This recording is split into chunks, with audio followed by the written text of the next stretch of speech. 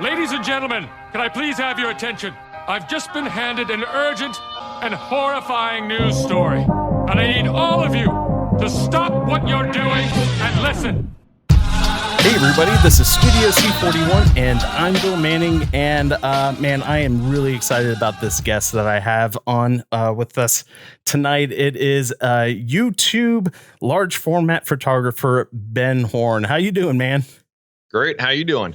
Not too bad. It's been a little crazy and I'm a little scatterbrained, so I apologize if I'm like running around going, ooh, squirrel, so please bear with me, and listeners bear with me as well. I know how that is. I know how that is sometimes. Yeah. So, well, cool, man. Well, thank you so much for taking time out of your incredibly busy schedule to talk to me and to the listeners about what you do. I find your YouTube channel I'm trying to find, and I'm not trying to like kiss up or anything. I very much enjoy watching your show. I think it is one of those that I think it's so well produced, and I just watch it and I'm just like, I need to go break out my 4x5 like every single time you put something out, and it's very enjoyable. So let's dive into it. I want to talk about how you got started in the photography, and then why you shoot large format and the progression up to your 8x10, and let's do it. So tell me about yourself, man. Cool. First of all, I appreciate that. And I think just like most things, when it comes to like the YouTube and stuff, and all the work that kind of goes into that, like I always feel like I'm kind of cutting corners and kind of not doing things as well as I should in the field. But when I get home, there's always, you could always kind of put things together, and it all kind of comes together in the end, which is pretty nice. But when it comes to the photography side of things, I've always been pretty much interested in photography, going way back to when I was a kid, going on camping trips with my family. And so it's always been something that's kind of interested me, from like a little point shoot camera that I've actually got sitting on a shelf over here somewhere, which is where I started out with. And then when I was in high school, digital was kind of first starting to come out, really. I graduated in 1999 and had like a third of a megapixel camera. So it's kind of, fun exploring, having some fun with that. But at the same time, knowing that, things could be better as far as picture quality and stuff along those lines. Right. And then, digital SLRs came out and kind of went down that road, and that was fun, but felt like there was something kind of lacking in the photos I was producing. And it had nothing to do with the equipment. I mean, the equipment was fantastic. Just I wasn't working hard enough is what it kind of came down to. And then a friend of mine suggested that I should get a 4x5 camera. So I thought they were crazy at first. I didn't really see the reasoning behind that because I don't know. But at the time, there was kind of a mass exodus from film, and people were just selling off all their film equipment when they were kind of going towards a digital-based setup. And so I actually helped several people sell out huge lots of stuff on eBay. So some 4x5 cameras and medium format cameras. So I didn't know anything about these cameras. So I'm just like playing with them, making sure that they're working before selling them on eBay and shipping them all over the world. And so I had there's a Toyo 4x5 that I remember that I was kind of playing with in the front yard, kind of amazed by the upside down image on the ground glass. And so many years later, when it came time to kind of jump into that world myself, I kind of remembered, hey, there was that Toyo camera that was kind of cool. So I bought one of those exact same cameras again off eBay. It'd be cool if it's the same one. Who knows? But but cool. Yeah, so I took it on a trip, and I just loved the mentality of working with it because it made me work harder and kind of think ahead because the cameras are so slow. And, I really enjoyed the process of working with it. I like the simplicity of it.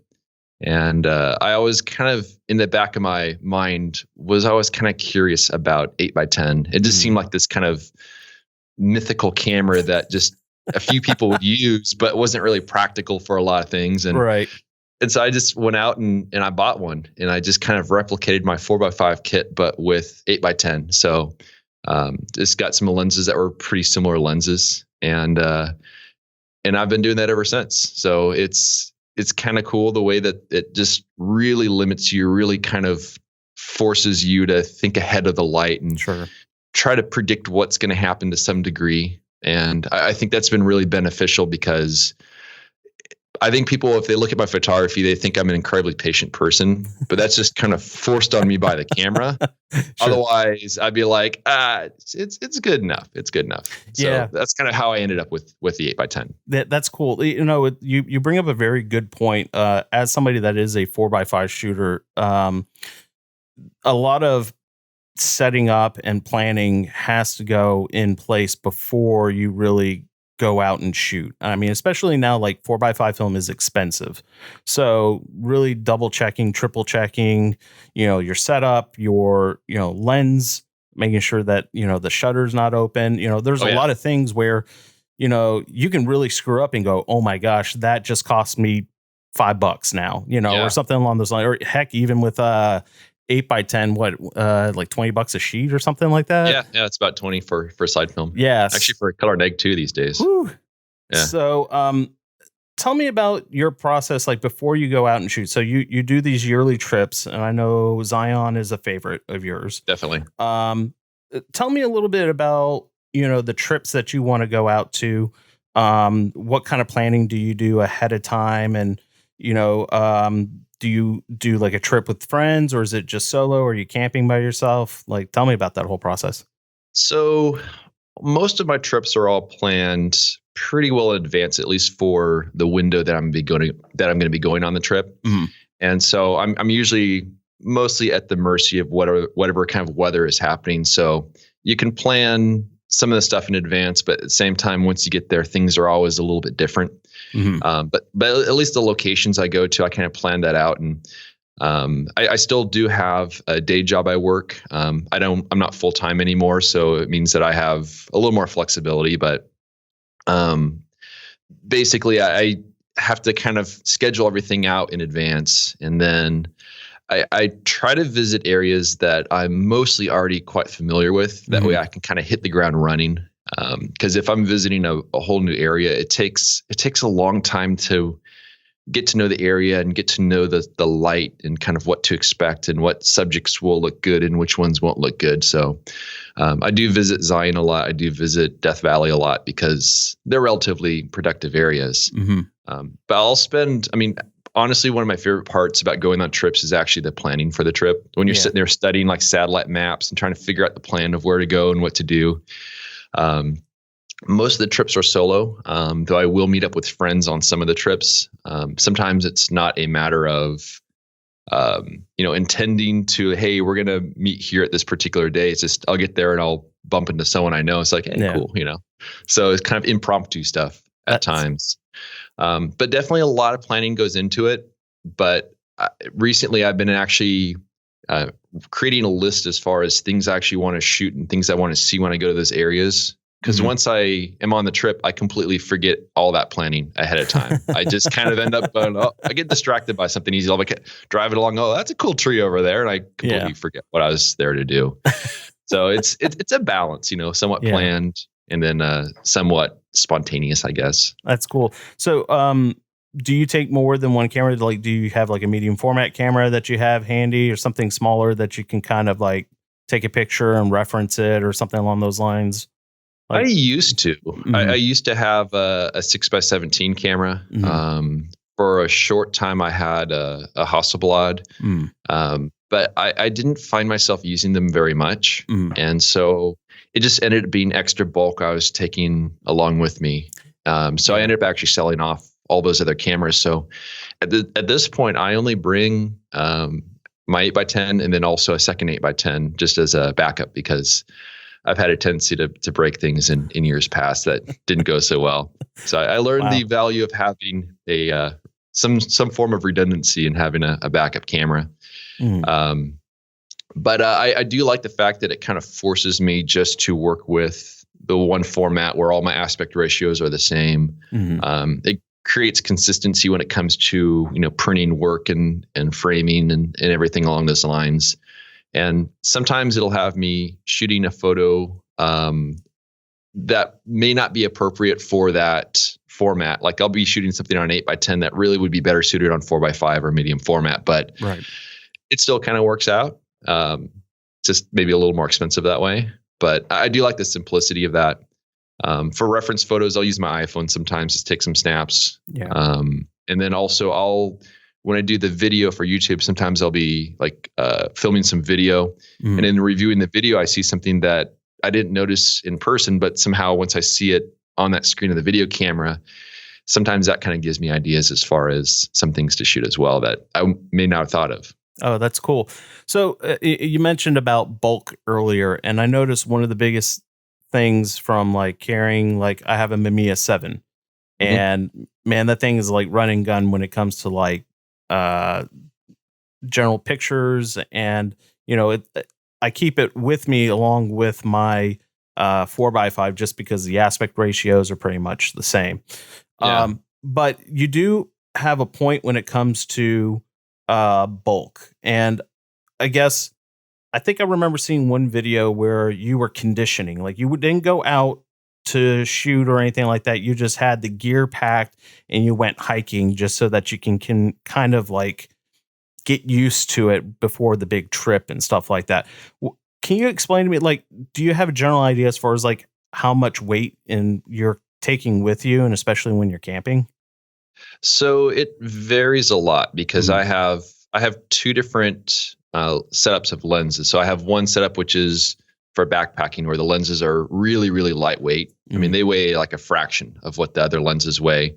And then I have my other set of lenses, which are, brighter lenses, which are a little easier to work with, a little more generous as far as, the image circle. But they're also a lot heavier. So I think my normal lens is like 2.5 pounds or something like that. It's a 300 millimeter 5.6. But then I have a lens. It's a 300 millimeter. I think it's an f8.5 or something like that. And it weighs 0.5 pound. So, I mean, it's a huge difference. So, and then also with the cameras, my Arca Swiss is, I think it's like 13 pounds, maybe 14, somewhere in that range. But then I have an Intrepid, which is about 6 pounds. So if I really want to pare things down, like my next trip is going to be a backpacking trip, I can carry an 8x10, several film holders, 3 lenses, all the survival stuff, everything I need. And my goal is to keep my pack around 50 pounds for everything, for like a week's worth of supplies out in the middle of nowhere, just backpacking. But also I could have my kit where I'm carrying more weight than that and I'm carrying far less stuff. Right. So it really does depend. And I usually go on those hikes, those kind of training hikes, before going on the spring trip, just to make sure that, hey, the legs are working and everything is, so there's no surprises once you hit the trail. Yeah. So that's, it's more of just to give myself some peace of mind and just make sure that I'm not, pushing my own limits a little too far. Right. Yeah. You definitely don't want to put yourself in a situation where you're going, okay, was this worth it? I can totally understand that. You mentioned wilderness, and we'll get into your buddy here in a minute. So with the weight, I guess generally, how long are your hikes? It also varies quite a bit. Yeah. On my recent trip, which I went to Death Valley, and then I also went over to Zion, I was not hiking very far. Like when I was in Death Valley, one of the first places I went to, I went to some sand dunes. They're way off in the middle of nowhere. Yeah. And the road where I can park, if I walked probably about, I don't know, 50 yards, I was at the sand dunes. So they were just like right there. Yeah. So it really wasn't much. But there's also other times when I go on like my spring backpacking trip where I might be covering like 10 miles in a day or something like that, which it's kind of like from A to B, and you just camp at point B for several days and you hike back to A. Yeah. But it's far enough to kind of to get away from things and to kind of wander around and kind of get away from some of the iconic scenes and sort of find some stuff out there on your own, which is more of a challenge sometimes, but it's also kind of fun. Yeah. So one hike that I did that I don't want to say it was a complete utter failure, but I didn't get to the point that I wanted to, was Great Sand Dunes in Colorado. And, it's very misleading because you pull up to it and you're like, that's nothing. That's no big deal. And you start hiking it and you start going on that incline, and you quickly realize 2 steps forward, 1 step back. Mm-hmm. And especially when you got gear, I had several liters of water with me, and I was hiking with my wife, and I only had, I'm trying to remember what camera I had with me.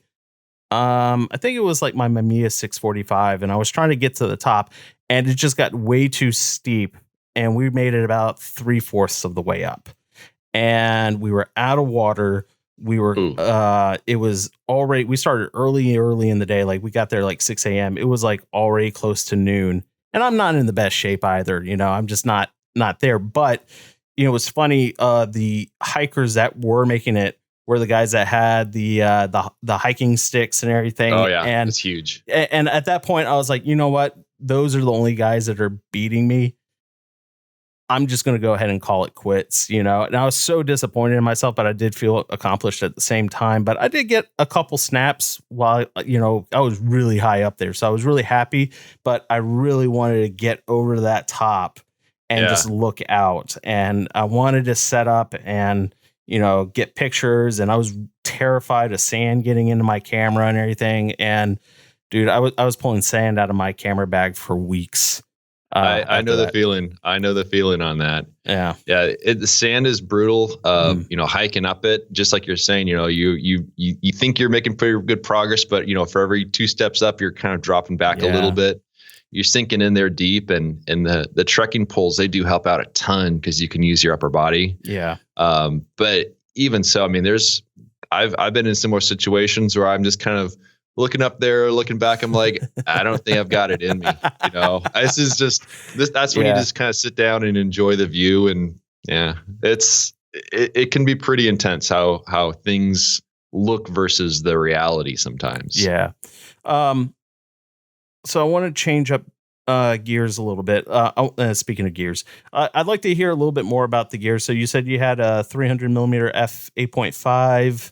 I think you said so. Yeah, for my little one. Yeah, so the sizes. Some people go, "Geez, 300 millimeters is a lot," but we're talking in the sense of like an 8x10, which is what, like roughly a 50 millimeter, I would say, on a 35. It's better than normal. Yeah, I think you divide it by like 6 or 7 or somewhere in that range to kind of get back to like 35 millimeter equivalency. Yeah. So let's talk about the gear. You said that you focus on lightweight. You have an Arca Swiss. And then you also have a Intrepid. Intrepid, yeah. Yeah. So how have you been liking the Intrepid? So they just came out with their 2nd generation. Their 1st generation, I used that on my backpacking trip last year. Mm-hmm. And it worked pretty darn well for just kind of straightforward shots where you're not doing any really complex movements. As far as, you know, lots of twilt. That is a combination of tilt and rise and fall and everything else. But yeah, if you're using lots of, you know, tilt and all kinds of other stuff in the front, and you want to be really precise with it, the 1st generation was a little tricky for that because basically everything was adjusted with one control. Mm-hmm. And that being said, I was able to use it quite well, and I was really appreciative of how lightweight it is. But now they have their 2nd generation, and it resolves that where there's like dual knobs in the front standard, a much more precise focusing mechanism. So it's basically the camera that I'll use for backpacking and also as a backup in case something happens to my Arca Swiss. And it's also kind of crazy because I have like the 2 opposites as far as how much you can spend on a camera. Intrepid being like the least expensive 8x10 you can really buy, and also being incredibly lightweight. And then the Arca Swiss being incredibly expensive. Yeah. And they're both just light-proof boxes. But the Arca Swiss, everything's geared, everything is super precise. So shots that are very difficult to work with, where you're trying to have, you know, the front movement set exactly right to have the plane of focus exactly where you want it to be, or setting up the camera in the dark, stuff like that. That's where the Arca Swiss does incredibly well. Yeah.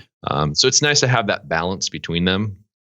But the cool thing is, you know, I can share all the same lenses with them, use all the same other accessories, film holders, everything else. Yeah. So they're pretty interchangeable, which is kind of cool. That's cool.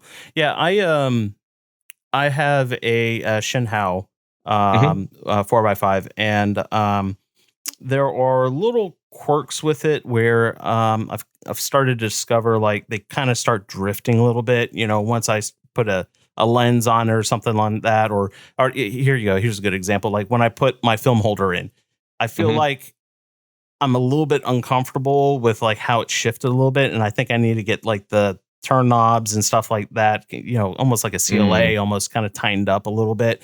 I haven't had an issue. It's just, I guess, it's that uncomfortableness. I guess where I go to put it in, I'm like, I need to go back and check that my focus again on that. I don't know if that's just if it needs to be serviced or anything along those lines. Yeah, I mean, each camera is going to have its own little quirks, Yeah. and so it's just kind of a matter of kind of working with it and addressing issues when there's issues. I mean, some of the gear is actually pretty darn durable. Mhm. I I'm sure some people that are listening to this might know the story a little bit, but I managed to destroy my ebony camera a few years ago when I was in Death Valley because it got slammed to the ground in wind Ooh. and shattered the ground glass, broke the front of it, and but like the day before that, it also got slammed to the ground in a sand dune, and then I went on a return trip to Death Valley maybe about a month or so later with my backup camera, and that camera also got destroyed. So bad track record. But on every single time the camera fell, it had the exact same lens on it, and that lens is still just fine. Yeah. So some of the stuff like the lenses, they're pretty durable, but the cameras, yeah, sometimes they can kind of stuff can happen. So it's good to you got to have faith in the camera you're using and have confidence in it. So definitely sounds like something to get checked out one way or another, so you don't have those second thoughts about it. Yeah. All right. So we've talked a little bit about the gear that you're using, some of the lenses that you're using.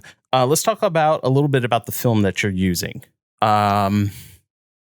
So you shoot primarily slide. Do you do a little bit of color negative as well? Yeah. So the three main films I use, Fuji Velvia 50, Fuji Nice. Provia 100F, and then Kodak Ektar. Those are kind of my three primary films I use and I carry with me in the field. That's cool. Velvia 50, man, that you cannot get that here in the US. So I guess how are you getting it here into the US? So my buddy Alan Brock found that you can order it on Amazon Japan. And so you can order it that way and it shows up in like 3 or 4 days. So it shows up Wow. really, really fast. You And the serious? price is actually pretty reasonable. So that's how I got my last batch of it. And he's got a video on YouTube. If you just search for on YouTube, like, buying Velvia 50 Right. from Amazon Japan, you'll pull up Alan's video and he walks you through the process because it's not quite as straightforward as you'd think. Yeah. But that's how a lot of my photography friends have been getting a hold of it lately, because since Fuji isn't distributing it in the US. Okay. So I guess, is learning Japanese a prerequisite? You'd have to kind of, there's some things where you actually kind of like, oh, that looks like a buy button. There's some stuff along those lines, but you could work your way through it. But Yeah. like I said, check out Alan's video and it will kind of steer you in the right direction. Okay, cool. So I'll be sure to get that link from you, so that way we can drop it into the comments. I have not shot Velvia 50. It looks incredibly beautiful. Well, let me back that up. I have not shot Velvia 50 on 4x5. I've shot it on 120, and the colors on it are fantastic. Now, let me ask you this. So we heard that there is this huge price increase, 30% at least on slide or Fujifilm overall, completely, starting April 1st. I guess what is, I don't want to say like the concern or anything. So there are theories flying all over the place as far as what Fujifilm is going to be doing with their film. I have one theory where I think that they're exiting the film market. To be honest with you, some people will disagree, and that's totally fine. I just have this strange little theory that they're getting out of the film game. I guess, do you have any concerns as far as like film getting too expensive, and do you have any concerns that are sitting in the back of your mind as far as like, that we might actually run out of this stuff? So I mean, I've heard the rumors. There are people are speculating that maybe they've made all the film that they're ever going to make, and they're just selling off the stuff that's been frozen. Sure. And that could be true. Who knows? I mean, it also could be that maybe they still are making it. Sure. I don't really mind the price increase because ultimately I don't end up shooting a ton of it. Just because it is so limiting in a way. So, to me, that's just kind of comes with the territory. It just kind of becomes normal after a while. Yeah. Though I would certainly feel a lot better about the price increase if I knew that they really were still producing it and they have more long-term plans. But that being said, it is pretty awesome to see Kodak, coming out with their slide film, and then announcing that it's going to be available for, sheet film a little bit later down the line. So you see kind of Fuji, you do see them kind of retreating a little bit and kind of pulling back. Whereas, whereas Kodak's kind of emerging a little bit more. And then, Ilford's awesome as well. So it does seem as though if something were to happen to Fuji, as much as I absolutely love their film, that it would leave a void, it would leave some demand, and hopefully it's something where other companies would step in. But beyond that, I mean, color negative film is absolutely beautiful to work with. It for me, it's actually a bit more of a challenge sometimes for some of the stuff that I shoot. Whereas slide film is actually a little bit easier. But I mean, I'm willing to work with whatever's out there, but I definitely hope that Fuji's going to be around for a long time, but I'll keep my fingers crossed. Yeah. I hear what you mean. It's funny. So you said that slide is easier to work with for you? It is, but I think it's just because I'm so used to it, and you have to be really trusting in your light meter, and you have to know exactly where the limits are for the film and know what is and isn't possible. And a lot of that just comes from taking pictures that just don't look good and kind of learning from that experience for each, particular film stock. But I think also, I mean, the thing I like about transparency is if I shoot a couple exposures, I can look at them and right away know like, hey, this one's better than this one. Whereas, color negative film, it's not until you scan it and then there's so much interpretation anyways. It also depends on the light that you're shooting in. A lot of stuff I shoot in, it might be like reflected canyon light, which doesn't have a very large dynamic range. So that maps out really well on side film sometimes. Versus color negative film, there's almost like too much latitude to work with, and the images are a little bit muddy until you spend some time kind of making them look more like they were in reality. But I think a lot of it is really just really getting to know your light meter and knowing exactly what the film can and can't handle. I think that's one of the tricks, at least for shooting side film. I'm still surprised every now and then I'll get an exposure back, and even on my recent trip, I got some back. I'm like, I don't know what happened here. I can make it work, but it's off by like a stop or so, which is quite a bit for side film. Sure. Absolutely. So I'm laughing here because I'm horrible with slide film when it comes to 4x5. I have a couple that were, exposed perfectly. But however, my last few times I've been very upset.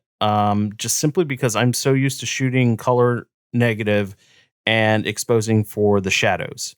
And that dynamic range, the image latency that you have in dynamic range let me rewind that.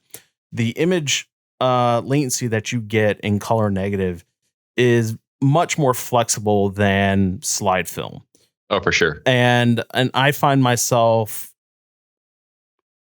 kind of almost going, okay, I'm going to meter here, and it's not quite the right exposure. And so like I've been getting my slide film back, and I'm like, son of a, I can't believe I messed this up. And then, but I'm like, okay, but I did a backup shot on, Portra 160, and it looks great, or Ektar 100, and it looks great. But it's like, I get frustrated with myself, and I'm like, I don't want to shoot slide, and I just need to push myself a little bit more.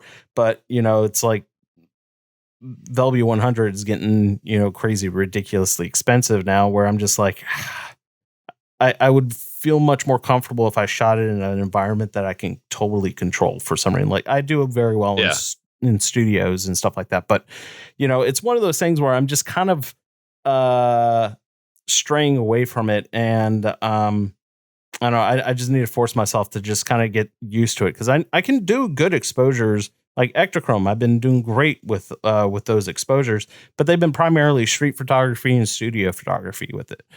So I know my exposures are going to be dead on. Yeah, I could bring my digital camera with me and take a shot with the digital camera and go, yeah, that looks good. And I could, but it's just one of those. I'm trying to not rely on my digital equipment all the time. Yeah. In order to do that. So very, very interesting that, that's all that you really have gotten used to. And so we're like polar opposites. So, yeah. And I think a lot of it has to do with having the appropriate film for the subject. Yeah. Like there'll be some scenes where I just know that, a slide film is not going to be the appropriate film because it's too limited in the range, or I know that the colors are going to go funky in a particular area, or some stuff along those lines. So it could be that those scenes where it's just not really working for you, it could just be that slide film just is not as well suited for that scene for whatever reason on that particular day and time. Yeah. Cause that's one of the beautiful things about color negative film, where, like you said, you just meter for the shadows, make sure your shadows are fine, and let the highlights fall where they do. Yeah. And it's, I was thinking that, I don't think anyone's ever really actually overexposed. Well, I've never overexposed a sheet on Kodak Ektar. I mean, like I can give something like a wildly longer exposure than necessary. You scan it, it still looks fine. Yeah. But I've underexposed Ektar. It gets muddy really fast. It gets muddy really fast. Yeah. It's bad. But, with slide film, you got to be careful on the upper end and the lower end. Yeah. So you got to make sure that it's a subject that can handle that. Yeah. And there could be some other variables in there as well, accounting for the difference between, using it on 4x5 or on like medium format or some of the other formats, or there could be, who knows if the shutter speeds are completely accurate or some weird thing along those lines. Cause if your exposure is off by a third of a stop, you'll notice it on slide film. Yeah. So it's a little bit of a beast sometimes to work with. So I'm with you there. That's for sure. Yeah. I have so interestingly enough, 4x5 has gotten very popular as of recently. I think it was on the Sunny 16 podcast that I listened to, where they believe that 2019 is going to be the year where 4x5 like starts to really blow up, and that it's very possible that 4x5 prices might actually skyrocket, which I don't think they're wrong, but I don't know if it will be blowing up. But I do see there is a general interest in 4x5, and I think Intrepid and Cameradactyl and who's the other one that's in Europe that does 3D printed 4x5? It escapes mine. Chroma. So I find it that people are there is this general interest in 4x5 and people wanting to move up the formats and everything. I guess with this interest, do you have any suggestions or tips or anything as far as anybody that is starting to get into it that, don't feel like you're, going in over your head or anything along those lines? I think just as with most things, start simple. Mm-hmm. I think just, get whatever 4x5 you go with, get a normal lens for it. So like a 150 or 135, somewhere kind of in that range. Mm-hmm. But the two biggest learning curves are learning the different film stocks that are out there and kind of how they're going to respond to different situations. And again, start simple. Just figure out what other people are shooting. They're kind of doing the type of photography you want to do, and just don't buy a bunch of different films. Just start with one and kind of learn that film, all the ins and outs of it. And then also the other big learning curve is really light metering when it comes down to it. And for that, I mean, I know people will use apps and they'll use digital cameras and stuff like that, but I think when it comes down to it, a good spot meter is really one of the most valuable tools you can have. That way you can just meter, see how exactly dark something is or exactly how bright it is. Mhm. And then there's really no real surprises when you get that film back. I mean, I'll get my film back from a trip and I'll look at it, and some of the shots are not good, but I knew in advance that they would not be good.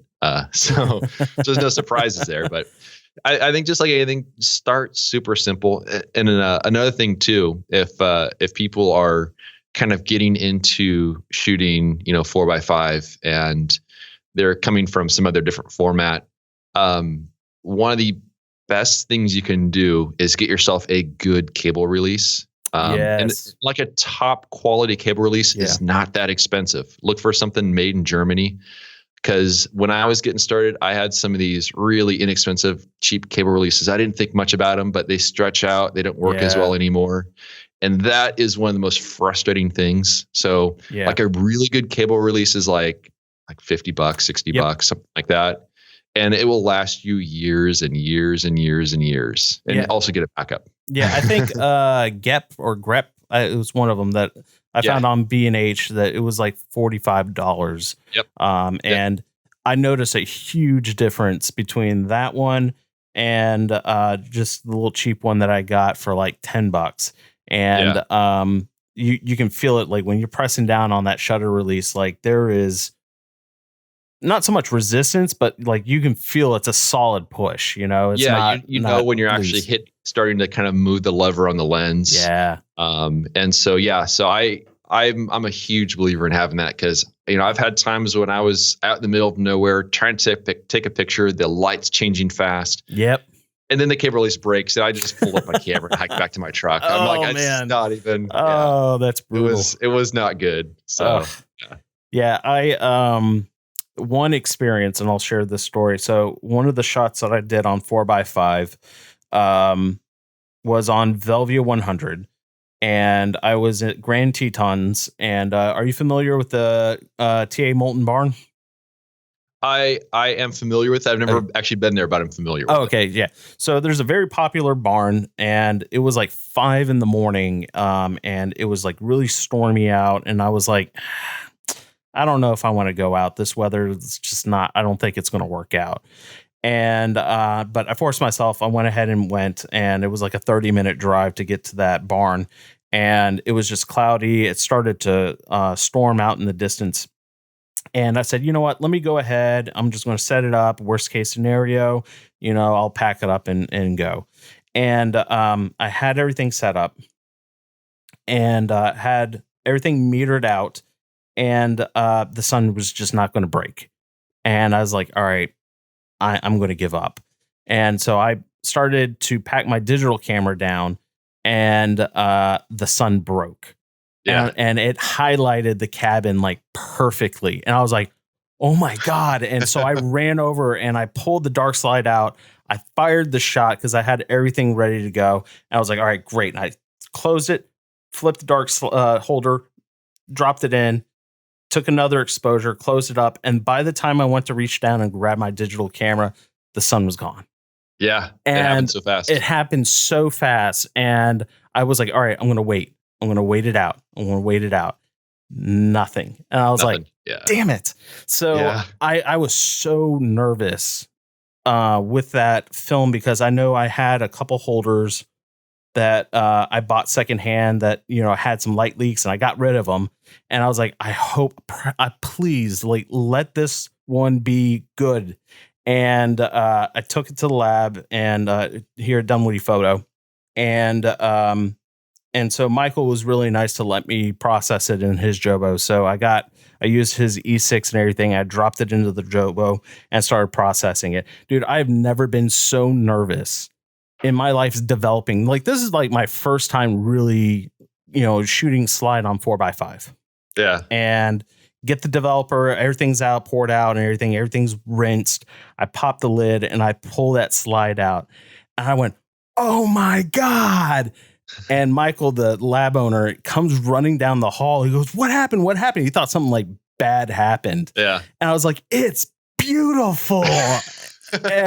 and dude, I just remember it was still sopping wet, and I'm trying to be really careful. I'm looking at it in the light and everything, and I'm just like, this is amazing. Like, this blows any 120 out of the water.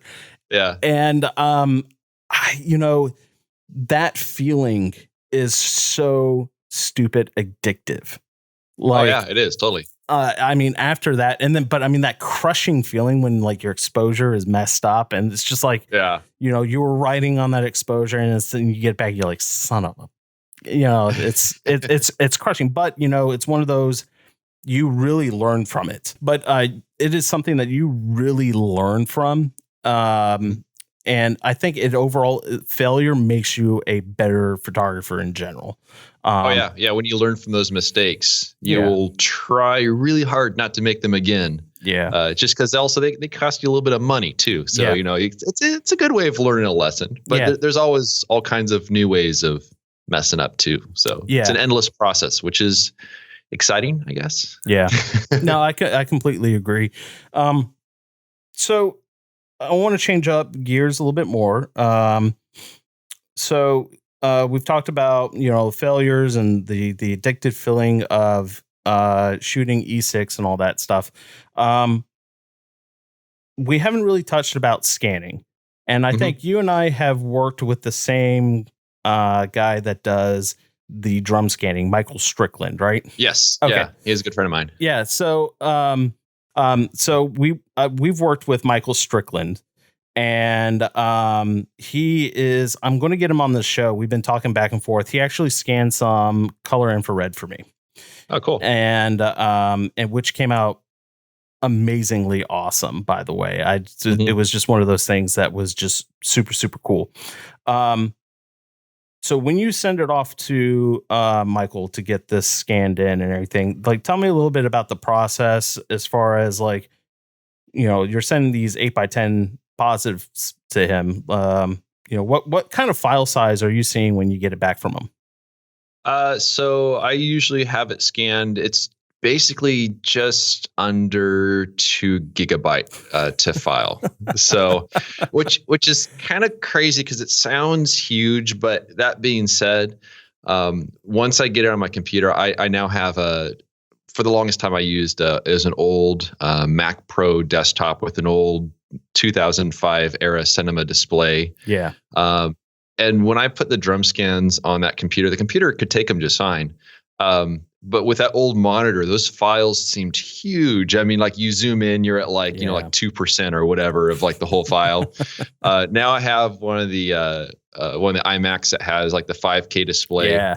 And I almost feel like I'm missing a little something because the screen is so high of resolution that I kind of feel like I should be able to zoom in even more. But these files are huge. I mean, they'll print like, I don't know, like maybe 60 inches on the small side or something like that at 300 pixels an inch. So they're really big files. Yeah. But yeah, basically there'll be a TIFF file, and I'll take those into Photoshop. And most of the editing that I do to the files is mostly trying to get that film back to what it originally looks like. Because when you drum scan it, you want to kind of protect the shadows, you want to protect the highlights. So you end up with a little bit of a lower contrast file by design. Yeah. So that you have more room to work with.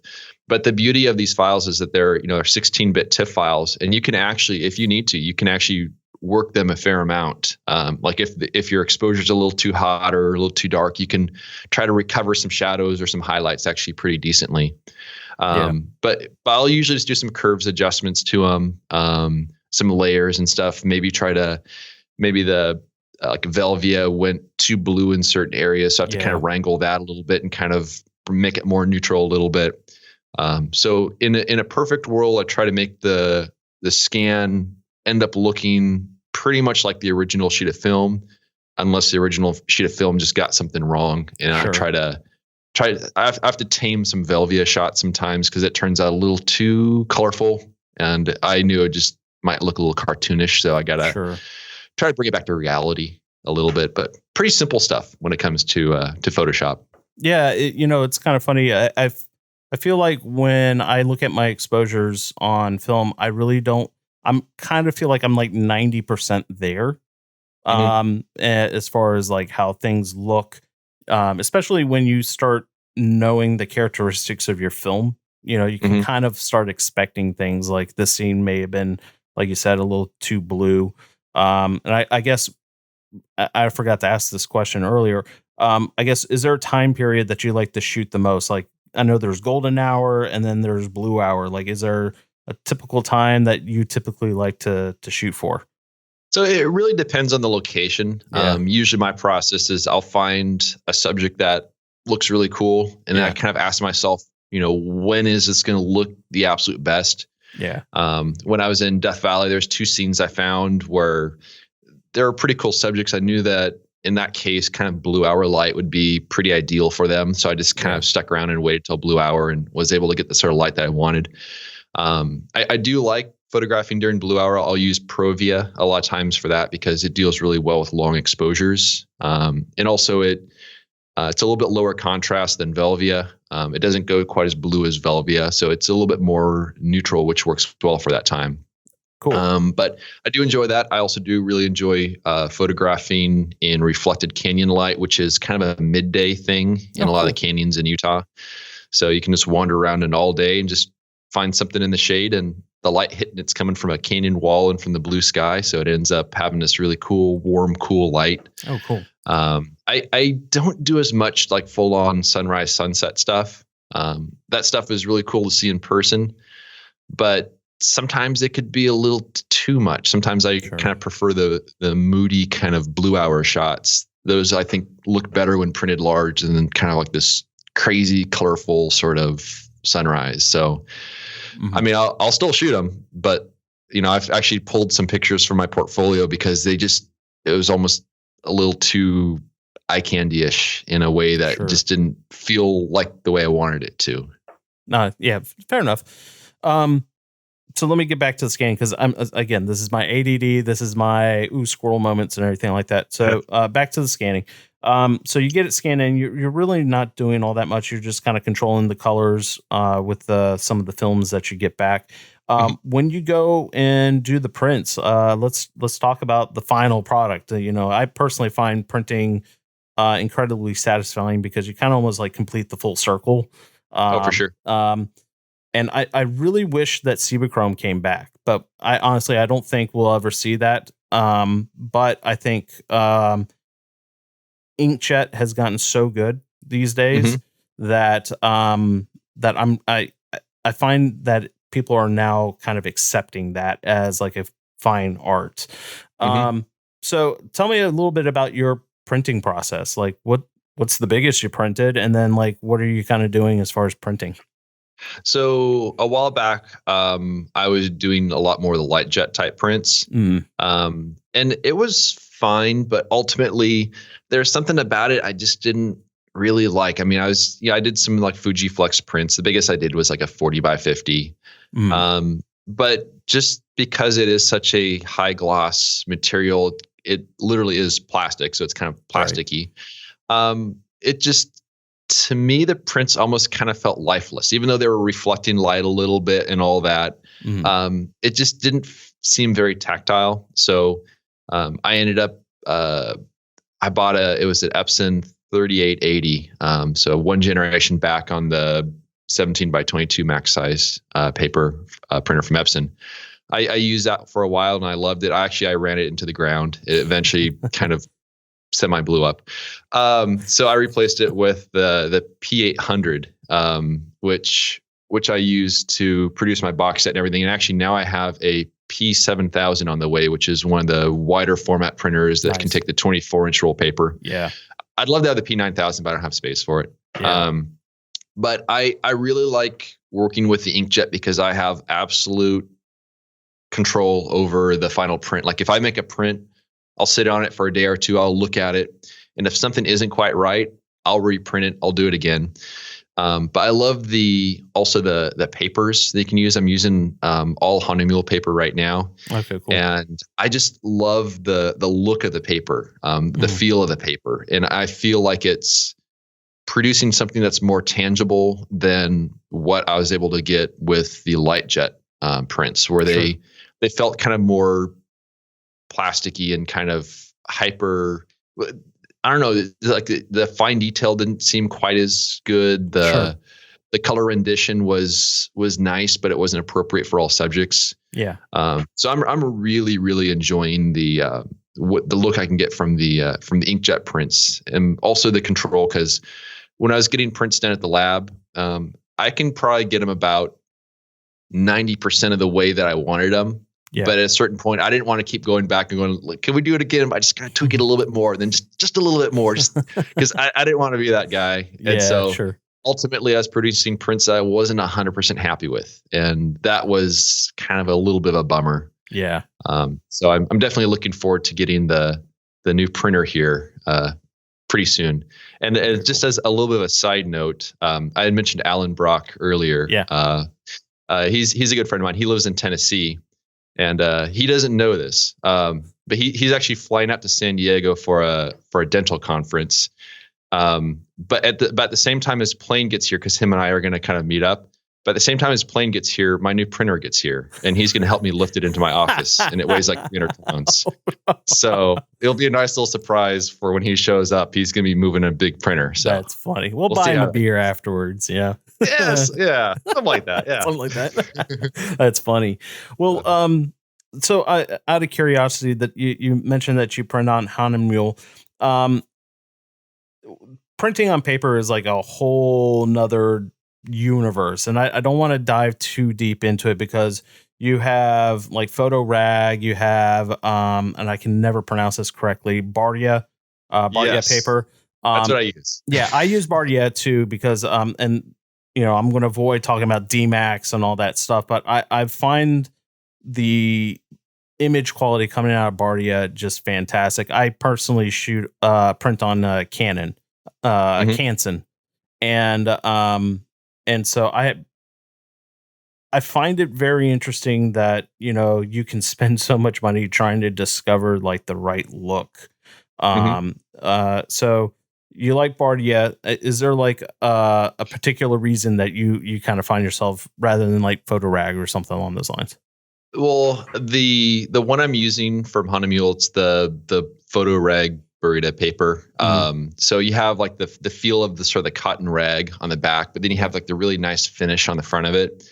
And the main reason I went with that is I was looking through their sample book, and that one looked the best to me. Sure, that's really what it came down to it. But I love the fact that it's very, very tactile. It doesn't feel plasticky on the back of the paper. Yeah. But just like you can hold up a print and kind of have like the light kind of glare off it at an angle, and it looks really, really good. You don't have any like weirdness, or the ink is hitting it kind of weird, and some other effects that can happen. So it just has a really high quality look where it feels like it more justifies the price of the print a little bit. So that's the main reason I went with it, just because I like the look of it, I like the feel of it, and it has a slight warm tone to it, which I think is really nice for a lot of the images that I've been printing on. So very cool. Well, we're getting close to the end of this interview, but we have one more guest that we need to bring on to the show. Can you tell me about this gentleman that you have with you? He is an influencer on the wilderness, I believe. He most definitely is. So for those that are listening to the podcast and can't see the visual here, I'm holding up a 12-inch doll of a man wearing a red jacket. So it's kind of I started a parody account on Instagram, and basically I just like with so many things on Instagram, you see the same pictures over and over again. And there's been some really good accounts that have kind of made fun of that, like the Insta Repeat account, right? The You Did Not Sleep There or You Did Not Sleep Here or whatever account. So there's some good ones out there, but I found that there are so many things where all these pictures end up looking the same. And usually it's a person facing away from the camera wearing a red jacket, black pants, and like a beanie or something like that, kind of staring longingly into the distance. So I found that there is a very lifelike doll that is dressed exactly like every single influencer you see on Instagram. And I'm a little embarrassed to say how expensive the doll was, but he wasn't cheap. But he is incredibly lifelike. So on my last photo trip, I took the doll with me and I was posing him in places and taking pictures. And a lot of people don't realize it's a doll. They think it's actually a person standing there in front of the waterfall. So it's kind of a little bit of a commentary on how everything all looks the same, and how, people are taking these pictures to show how adventurous and how epic of a lifestyle they're leading when a 12-inch doll is leading the exact same lifestyle. Because we all know that these pictures are not, maybe it's like a tourist place. You have to wait for the people to get out of the way so you can take your picture of yourself being very adventurous. So I've been having a lot of fun with that. He has a canoe now as well. So that will make some debuts. And, that's amazing. He also has a Labrador. Oh my gosh. So my wife has been incredibly supportive. She's got him all kinds of accessories, and I've run a little bit behind. I need to go out and shoot some more pictures with them, but it's just kind of a fun little side project. Just kind of poking fun at the influencer world. So he's a wilderness influencer on Instagram. Well, cool. Wilderness influencer on Instagram. I find it hilarious to follow it because there is some truth. Do you get any of the bots? Like, do you capture any bots where like, oh, you're so influential? There were some early on, but then it kind of, I don't get as many of them anymore. So I'm not sure if I'm just not quite. If I'm not influential enough, I'm not sure what it is, but the other thing too is I love, this is one of the few things where reading the comments is one of the best things. Like if it's like an article like on DP Review or something like that, don't read the comments. But for this account, the comments are fun because everyone's really playing along. They're having a good time with it. And also, and some of the little stickies up top, I linked to a Q&A I did a while back where I really had a good time where people were asking him all kinds of questions. And I was one of them. I had probably too much fun with that. So that's funny. So it's been fun, I gotta say. That's cool. Well, we're coming to the end of it. And I guess, how do we find you on the Instagrams and the YouTubes? And do you have a website? Yeah. So my website is benhorne.com. So that's BenHorne.com. That actually will link to everything. But on Instagram, I'm Ben Horne Photo. On YouTube, just search for me. You'll pull me up. I got a weird username on there because I started like way back when. So, but yeah, that's how you'll find me and all the fun stuff. And also make sure you look up Wilderness Influencer. Fantastic. Well, Ben, I am eternally grateful, sir, for you joining me and having a conversation about your photography, man. Guys, please follow him. The production quality on his videos are fantastic. They are incredibly enjoyable to watch. I highly recommend it. And I will end it with that. I was wondering if you could help me with closing by saying, shoot some film, dang it. I will. So shoot some film, dang it. Yes. All right, guys. Well, that wraps it up for this episode. We will see you guys on the next one. But until then, shoot some film, dang it.